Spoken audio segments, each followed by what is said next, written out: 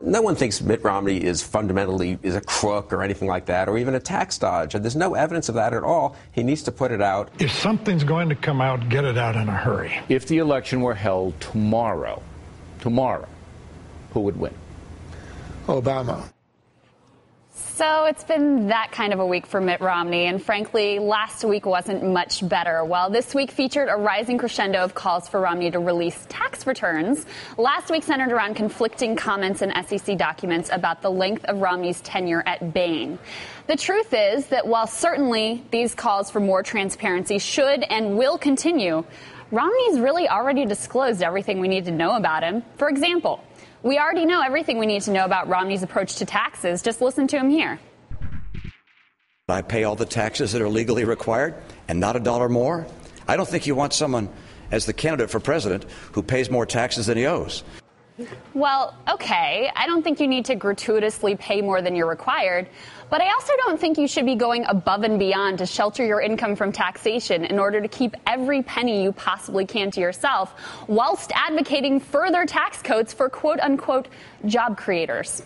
We don't know what rate Romney paid in 2009, but does that really matter? We know that every year, thousands of the uber rich pay nothing in taxes. Does anyone actually doubt that Romney would feel comfortable paying nothing if that was technically legally possible for him? And does anyone doubt that the glaring inequity of someone who has benefited so handsomely from our American system paying so little doesn't bother Mitt in the least? We already know everything we need to know about Romney's approach at Bain Capital, too. Whether his tenure lasted through 99 or 2002, does anyone think that Romney was really serving as Bain's moral compass? That it was Romney alone keeping Bain from investing in companies that would outsource jobs or lay off workers? His commitment to a ruthless form of rigged capitalism is evident in everything from the culture and model that he created at Bain to his lack of concern for the very poor, who are apparently doing just fine.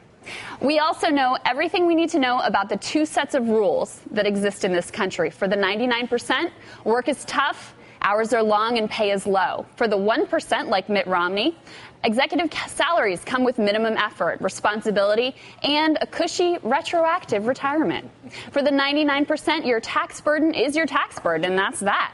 But for the 1%, there are Swiss bank accounts, carried interest, passive losses for dressage horses, and expensive lawyers and accountants to make sure you pay not a penny more than legally required. The 1% and their financial engineers and bankers brought this country to the brink of financial collapse. Mitt Romney might be a genius at legal tax avoidance, leverage buyouts, and financial engineering, but he isn't the person to fix that rigged system. He's part of the problem.